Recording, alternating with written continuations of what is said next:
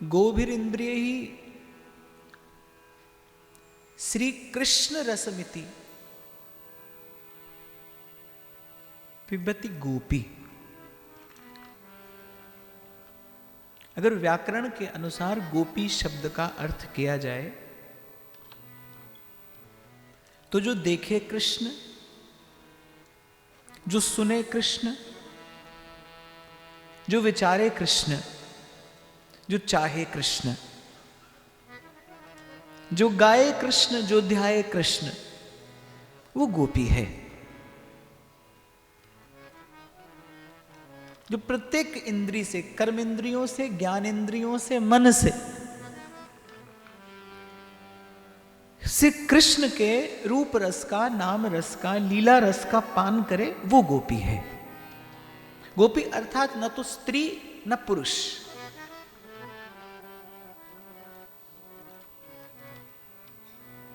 अनुभवी जनों का मत है जब तक देहाध्यास रहता है तब तक देवाध्यास प्रकट नहीं होता।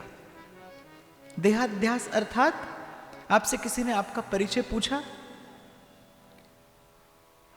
कोई भी पूछे, आप देखिए कि there are so many of layers around the soul. आपसे कोई पूछे आप कौन, तो पहले आप नाम बताएंगे। Then the another thing is maybe your designation, क्या करते हैं आप। फिर उसके बाद कौन सी जाति के हैं, किस देश के वासी हैं, क्या हैं, कैसे हैं। आप देखिए जो आपका विशुद्ध परिचय है वो चारों ओर से आवृत्त है, इस लेयर्ड। आपको स्मरण हो दूसरे दिन मैंने चर्चा की थी कि जगत गुरु भगवान आदि शंकराचार्य से उनके गुरु ने एक दिन पूछा ऐसे ही, कौन। तो शंकराचार्य ने उत्तर दिया, मनोबुद्धिरहंकार चित्तानि नाहम, न च श्रोत्र जिह्वे न च घ्राण नेत्रे, न भूमिर्न व्योमस् न तेजो न वायु, चिदानंद रूपः शिवोहम शिवोहम। गुरु ने पूछा कौन। न मन न बुद्धि न चित्त न अहंकार न भूमि न पृथ्वी न जल न अग्नि न वायु न आकाश, कुछ भी नहीं। चिदानंद रूपः शिवोहम शिवोहम। गोपी से स्वप्न में भी कोई पूछे कौन, तो गोपी उत्तर देगी, सूरत नाथ ते अशुल्क दासिका,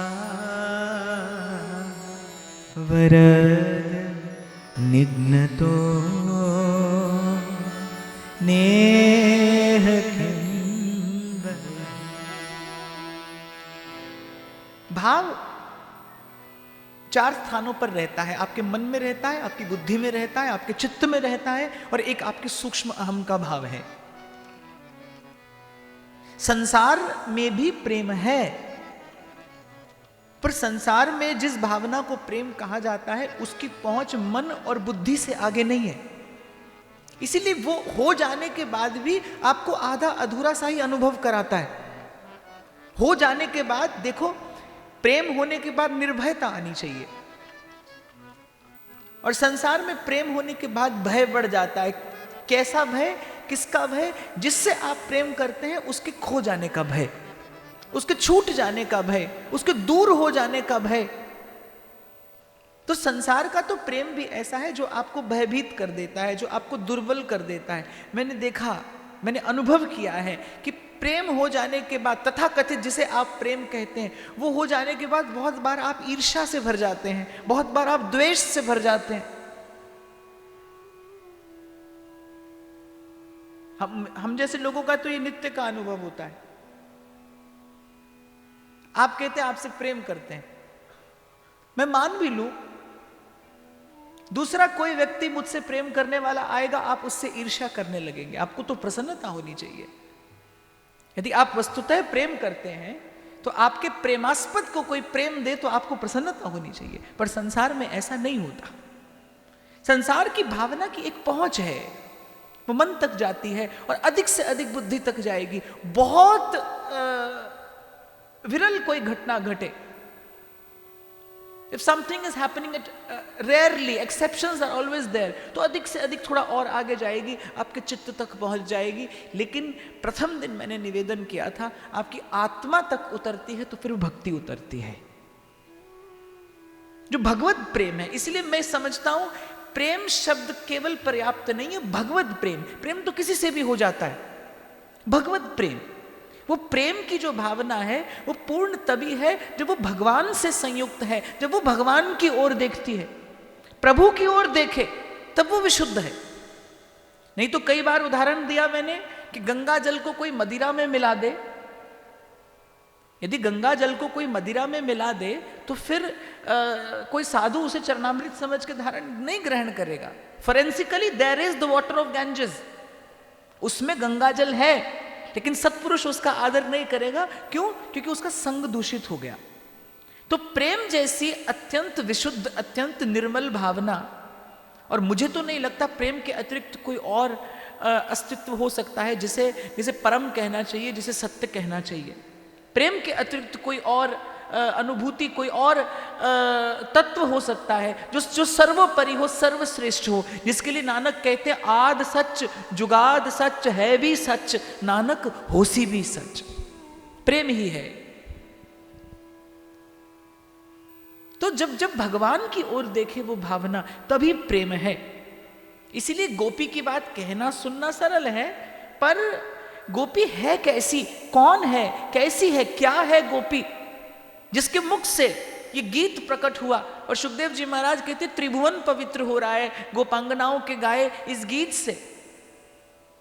वो गोपी है कौन? जो देखती कृष्ण है, जो जो जो जो चलती है तो कृष्ण है, जिसकी दुविधा में कृष्ण है, जिसकी सुविधा में कृष्ण है।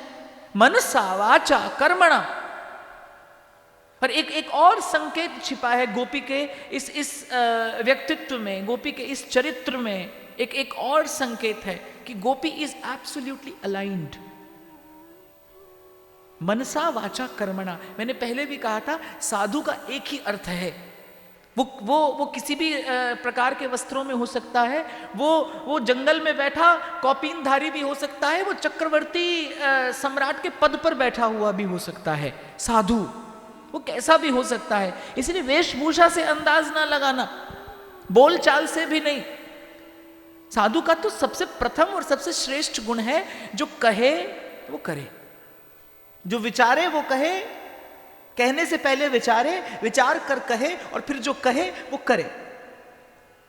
जो मनसा वाचा कर्मणा एक है, ये गोपी है जो मनसा वाचा कर्मणा केवल कृष्ण चाहती है, केवल कृष्ण। स्वप्न में भी कोई गोपी से पूछे, मैं तो कई बार कहता हूं उसकी दुविधा में भी कृष्ण खड़े हैं, उसकी सुविधा में भी कृष्ण है, उसका प्रश्न भी कृष्ण है, उसका उत्तर भी कृष्ण है।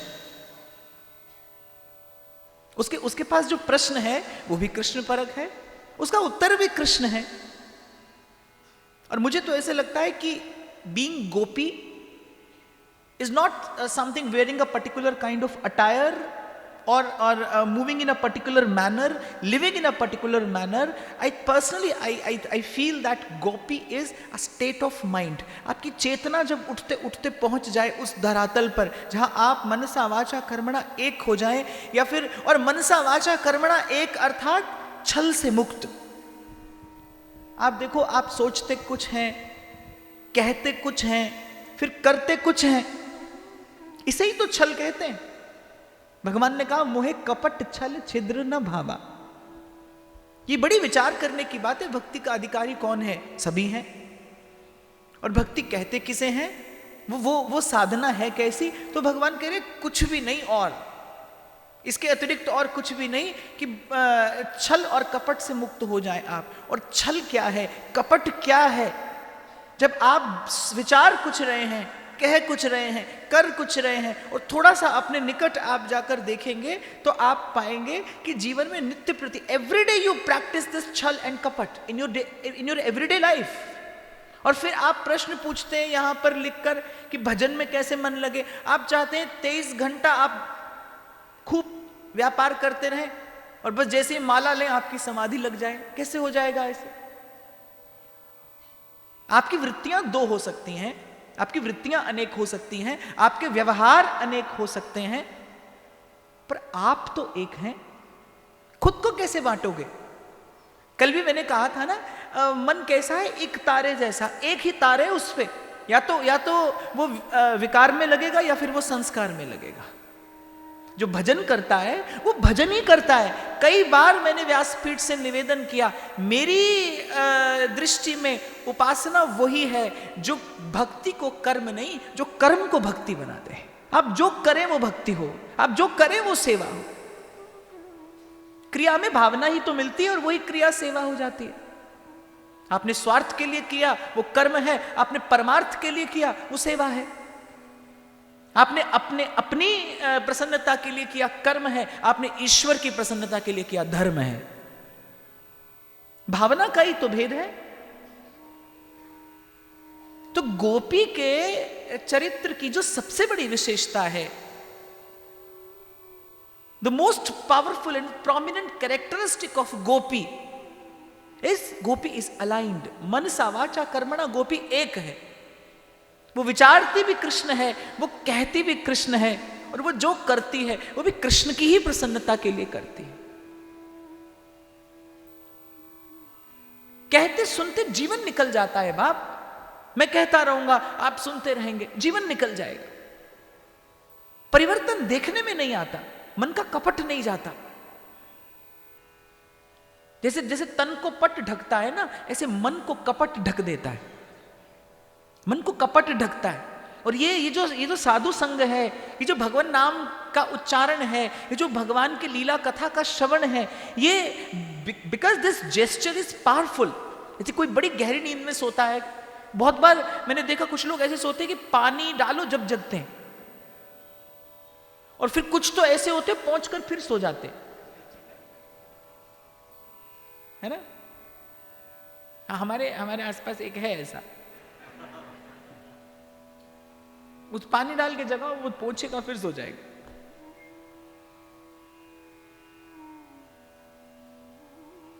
मोह निशा सब सोवन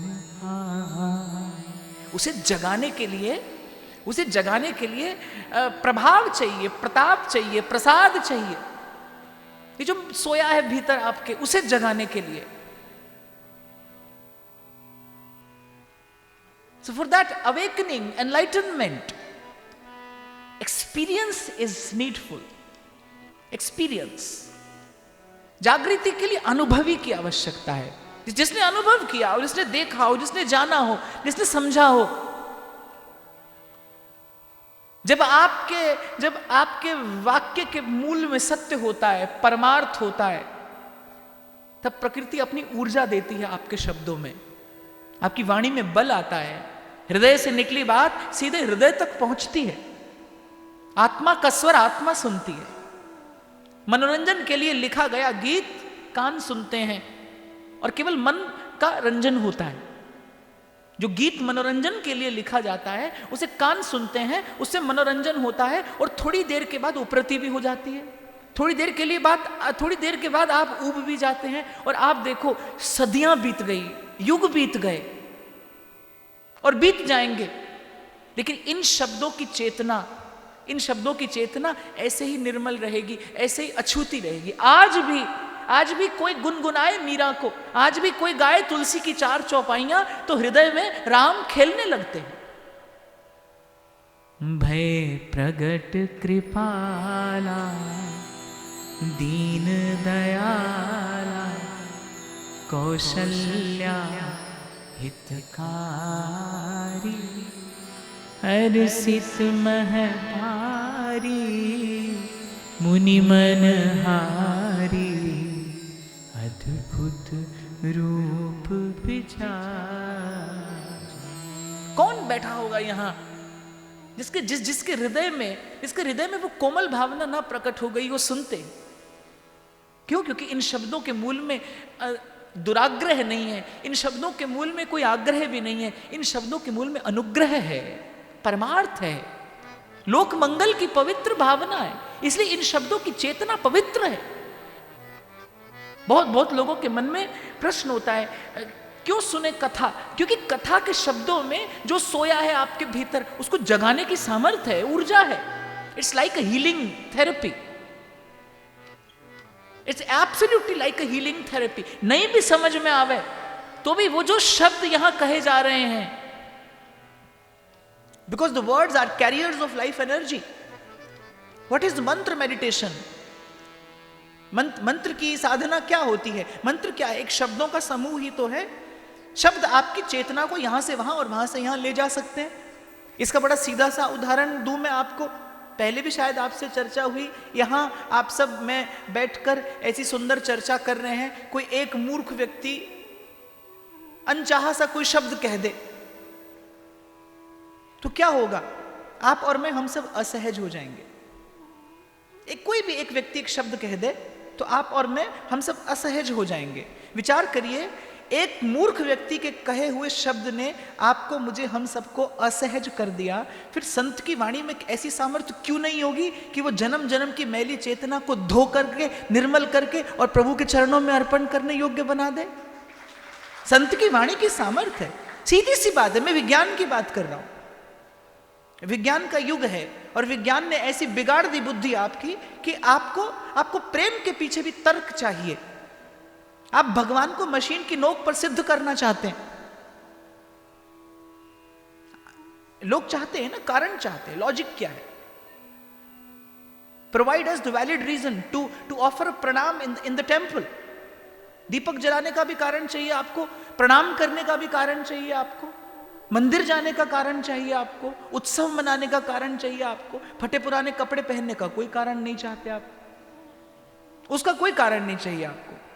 दैट इज कूल। उसका कोई कारण नहीं चाहिए आपको। Absolutely unaligned with nature. जगने के समय सोना, सोने के समय जगना, उसका कोई भी कारण नहीं चाहिए आपको। कुछ भी किए चले जाना। खैर, मुझे तो आज इस तरफ नहीं जाना। हाँ, मैं ऐसे ही कह रहा था मैं तो आपसे। मैं तो विज्ञान की बात कर रहा हूं कि शब्द में एक ऊर्जा होती है जो तत्काल आपकी चेतना को कहां से कहां ले जा सकता है। मेरा कबीर कहता है, सबद बाण उर अंतर बींध दिया तन सारा, नाम रंग। मीरा जी गाती हैं, एरी मेरे पार निकस गया, सतगुरु मारा एरी मेरे पार निकस गया, सतगुरु मारा थी।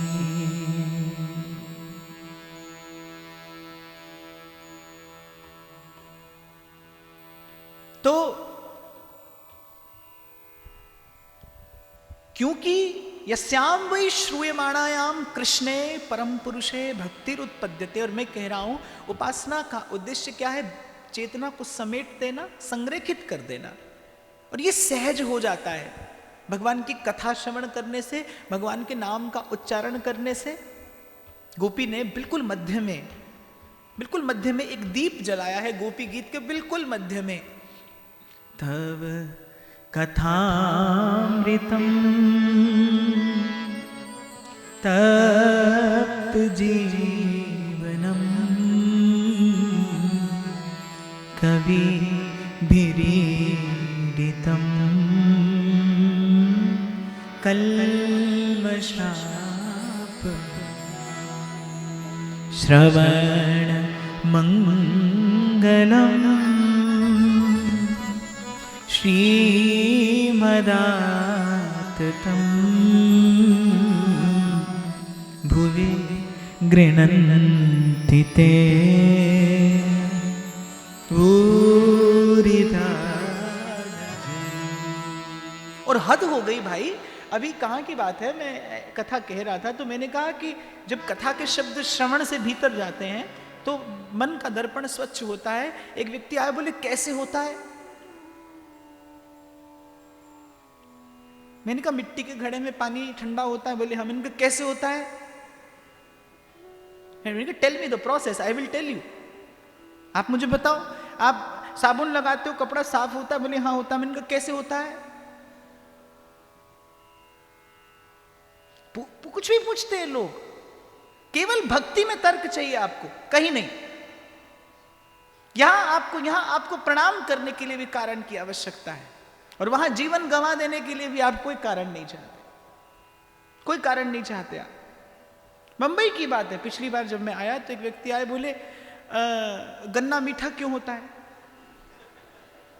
हाँ, मैं तो इसीलिए पहले दिन कहकर मुक्त हो जाता हूं कि भाई मैं कोई साधु महात्मा तो हूं नहीं। साधु हो जाऊं तो फिर क्रोध करने का अधिकार नहीं है। मैं साधु हो जाऊं फिर मुझे क्रोध करने का अधिकार नहीं है। मैं वो अधिकार अपने पास सुरक्षित रखना चाहता हूं।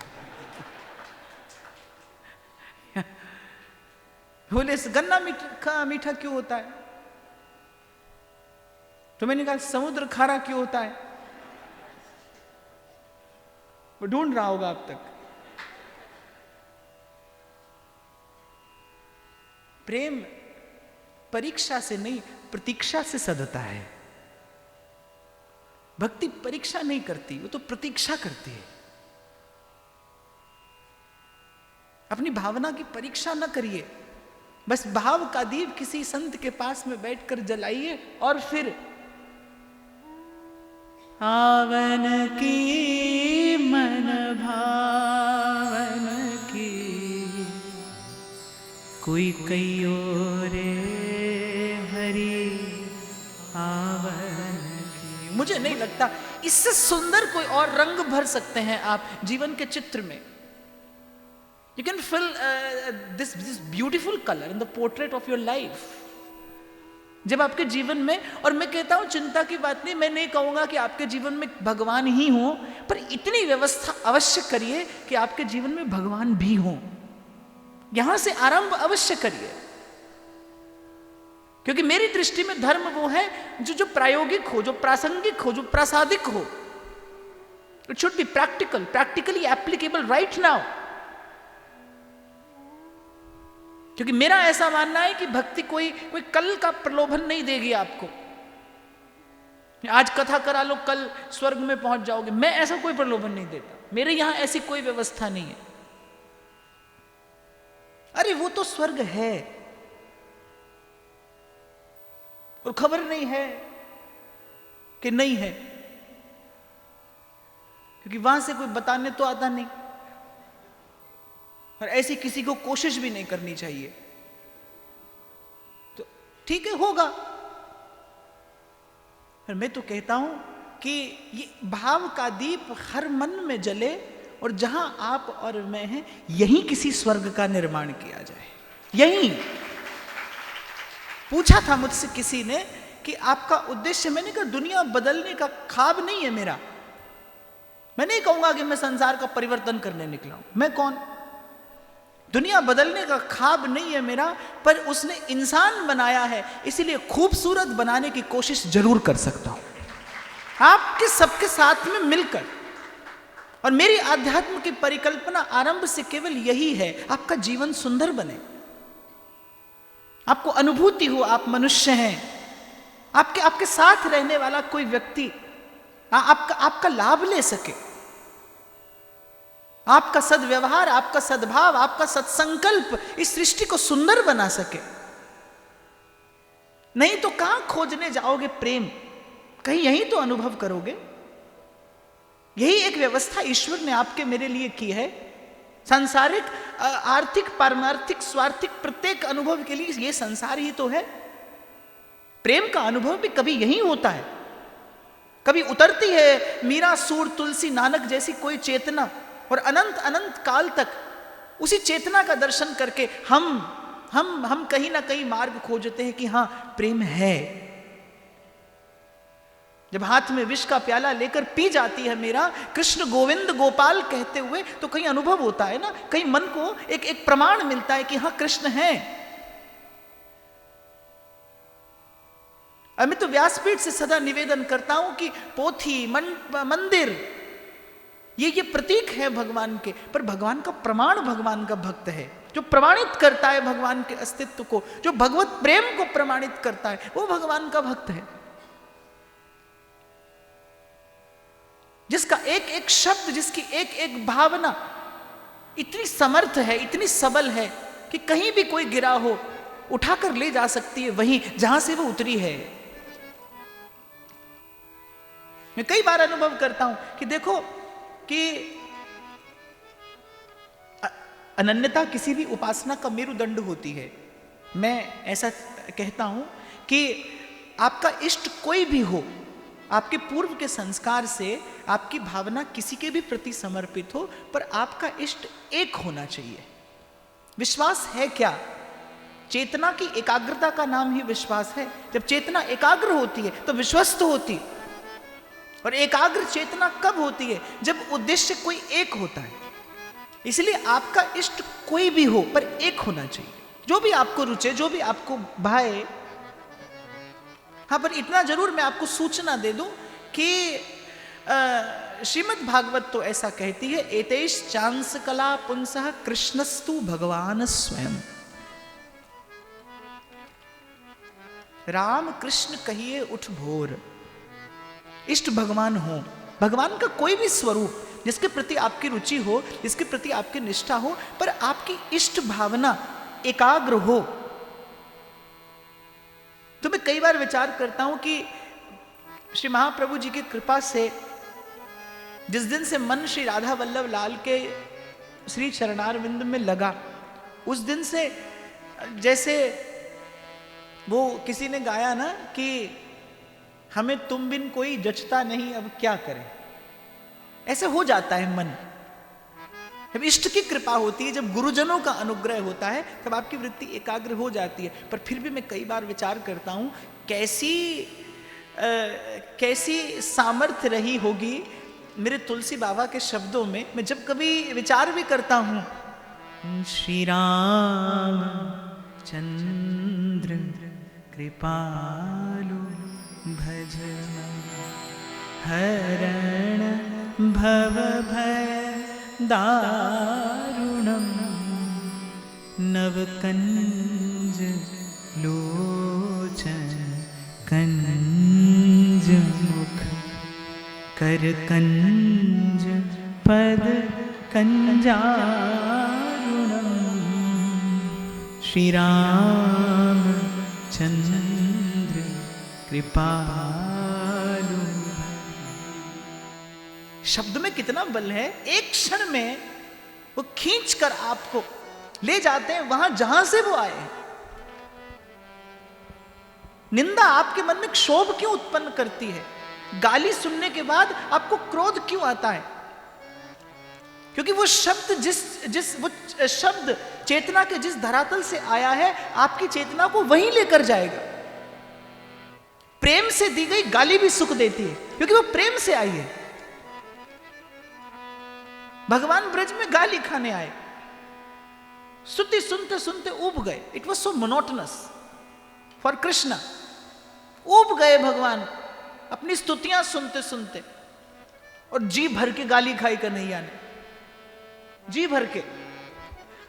ब्रजवासी तो आज भी देने से नहीं चूकते। आप वृंदावन चले जाओ, अब फूलों के बंगले होंगे, फिर सावन के झूले होंगे, बहुत भीड़ हो जाती है मंदिर में, गर्मी भी पड़ती है। तो ब्रजवासी आते हैं ना, 2 घड़ी अगर पर्दा खुलने में देर हो जाए तो एक लड्डू और एक सिक्का वहीं से देकर मारते हैं। वो पर्दा खुलने की प्रतीक्षा नहीं करते। एक बार मैंने पूछा ऐसा क्यों? बोले हम या को दर्शन करबे थोड़ी हमें, हम तो या दर्शन देवे कुआं में। बोले हम दर्शन करने थोड़ी आते हैं, हम तो दर्शन देने आते हैं।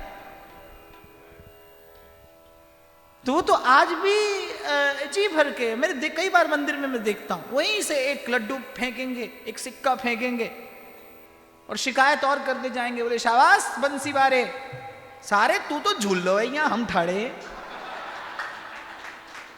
पर वो गाली प्रेम से आई है, इसीलिए सुख देती है। जिस चेतना के धरातल से शब्द का उद्गम हुआ है वो आपकी चेतना को वहीं लेकर जाएगा। श्रीमद् भागवत समाधि का ग्रंथ है, इसीलिए आपकी चेतना को समाधि की ओर लेकर जाता है।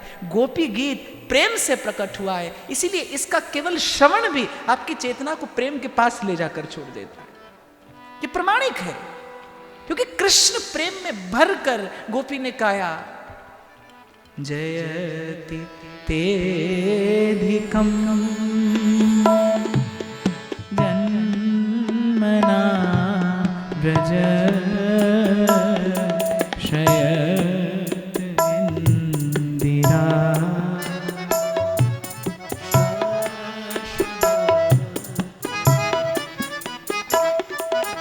दैत दृश्यता दीक्षुतारुका स्तवै धृता सव स्वां विचिन्वते शरदोदाशये साधुजात स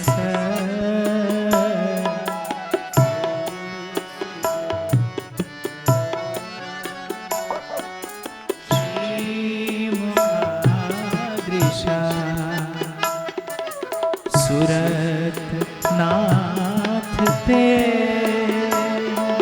अशुल्क दासिका वरद तो नेह किं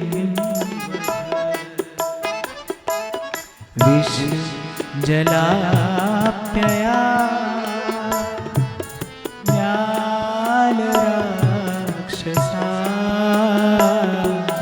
वैश मारुता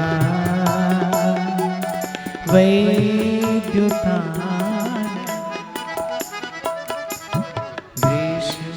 मयात्मजा विश्वतो भया ऋषभते वयं रक्षितामो न खलु गोपिका नन्दनो अखिल देहिना अंतरात्मा विखन साथिको विश्वगुप्तये सख देवा सात्वता।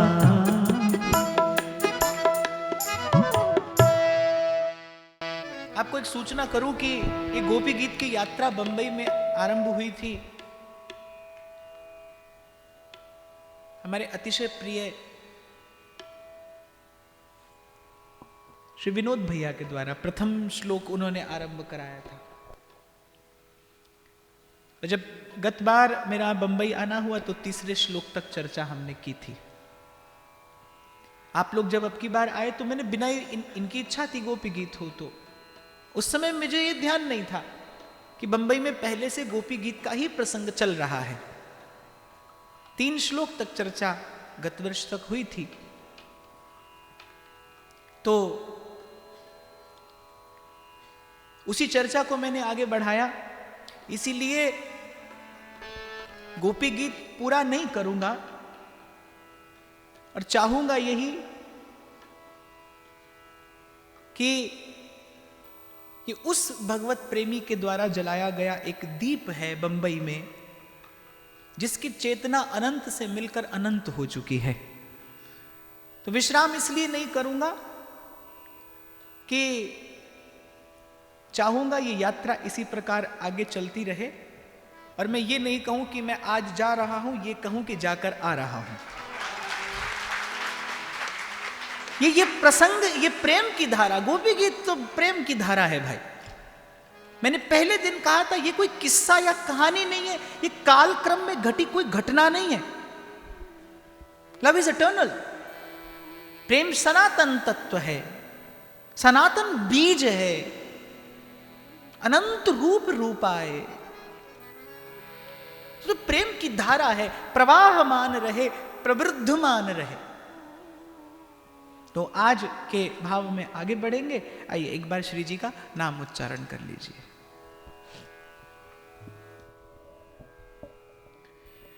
श्री जी तमरी शरण वल्लभ तमरी शरण, श्री जी तमरी शरण वल्लभ तमरी शरण, श्री जी तमरी शरण वल्लभ तमरी शरण, श्री जी तमरी शरण वल्लभ तमरी शरण।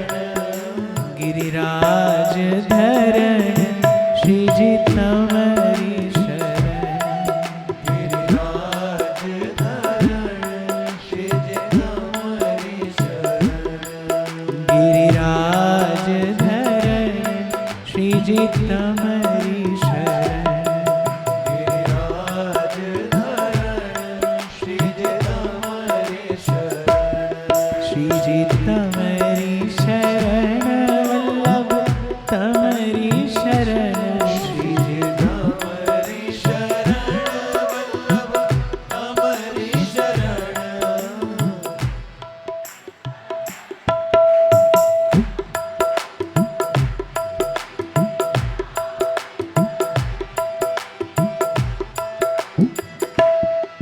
देखो पहले दिन से तो थोड़ी आपकी आवाज बढ़ी है ना?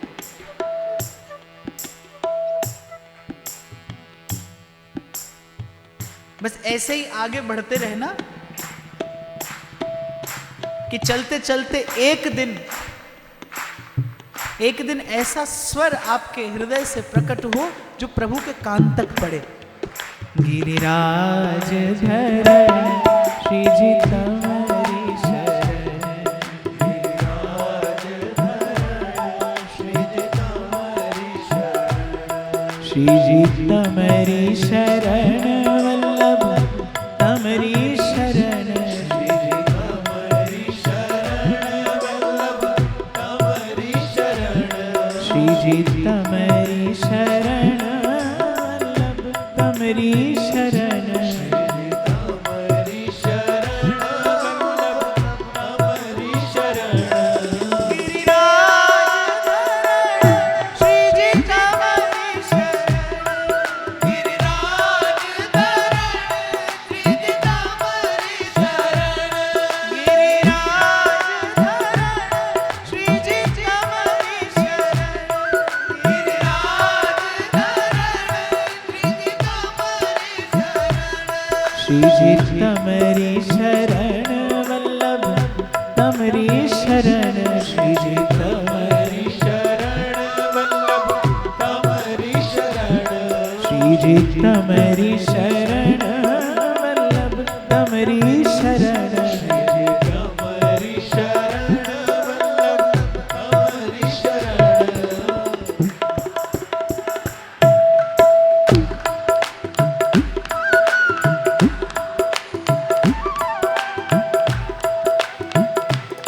आप कभी किसी से कोई प्रश्न पूछें, when you need a suggestion,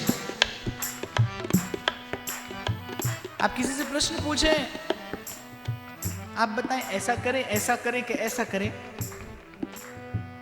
तो जो आपका हितैषी होगा बोले मैं तो ये ठीक समझता हूं, बाकी आप जैसा देख लीजिए। ऐसे ही गीता में भगवान ने ज्ञान योग भी कहा, कर्म योग भी कहा और भक्ति योग भी कहा। यद्यपि मेरे विचार से ये तीनों अलग नहीं है। ज्ञान युक्त कर्म ही भक्ति है। जो कर्म ज्ञान से युक्त होकर किया जाए वही धर्म बनता है। और धर्म ते बिरति जोग ते ज्ञाना।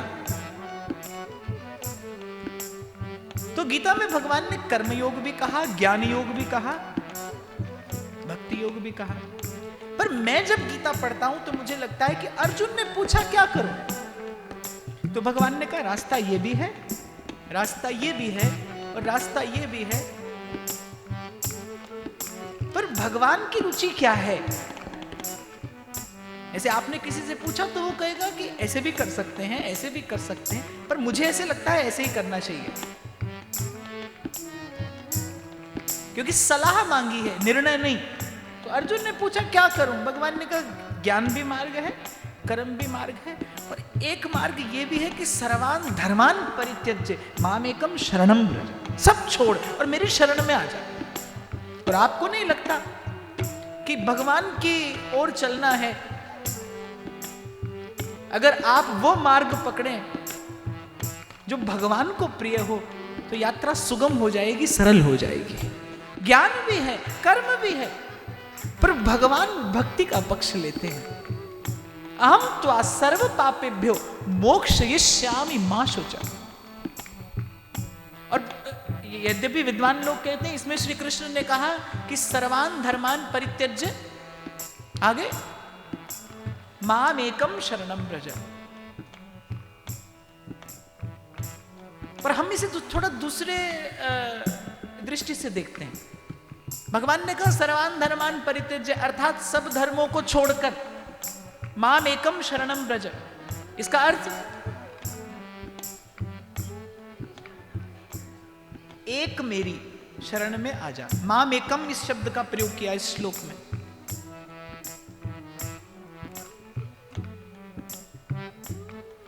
पर अगर भगवान को यह कहना होता है ना कि एक मेरी शरण में आ जा, तो भगवान ये कहते सर्वान धर्मान परित्यज्य एकम मम शरणम व्रज, तो भी श्लोक बिल्कुल ठीक बैठता। भगवान ने ये नहीं कहा एक मेरी शरण में आ, भगवान ने कहा माम एकम, मेरी एक शरण में आ। वल्गु वाक्य है भगवान की वाणी, मधुरया गिरा वल्गु वाक्या बुध मनोज्ञया। गोपी कहती है कि आपके वचन कैसे हैं, जब तक आप नहीं समझाना चाहे कोई नहीं समझ सकता। जब ठाकुर जी कुछ कहते हैं ना तो पंडित की समझ में नहीं आता। ये कलमा इश्क है साहब, मौलवी नहीं मजनू चाहिए। अभी आप गा रहे थे हम तेरे दर पे आए हैं दीवानों की तरह। दर पर दीवाने की भांति आया जाता है। शायर तो कहता है समझ सके ना लोग सयाने, इश्क का रुतबा इश्क ही जाने। प्रभु जो कहते जब तक प्रभु की कृपा ना हो तब तक वो बात समझ में नहीं आती। गोपी ने कहा वल्गु वाक्या बुध मनोज्ञया, बुद्धिमान समझता है। तो भगवान ये कहते एकम मम शरणम व्रज, एक मेरी शरण में आ। पर भगवान ने एकम मम नहीं कहा, भगवान ने कहा माम एकम शरणम व्रज। और ये हमारी भाषा की समृद्धि है, एक एक शब्द में अनेक अनेक रहस्य भरे। तो भगवान ने कहा मेरी एक शरण में आ। थोड़ा और गोता लगाओगे तो श्री कृष्ण ये कहना चाह रहे हैं कि मेरी कोई एक है, उसकी शरण में आ। समझे आप? इससे ज्यादा स्पष्ट कहने की मुझे श्री कृष्ण की ओर से आज्ञा नहीं है। भगवान ने एकम मम नहीं कहा, एकम मम कहते तो भी श्लोक पूरा सटीक होता, एकदम छंद नहीं बिगड़ता, व्याकरण नहीं बिगड़ती। भगवान ने कहा माम एकम, मेरी एक शरण में आ। अर्जुन को बाद में समझ पड़ी, मेरी एक, कोई मेरी एक है, उसकी शरण में आ। अहम त्वा सर्व पापेभ्यो मोक्षयिष्यामि मा शुच। वहीं लिए जा रहा हूं मैं आपको।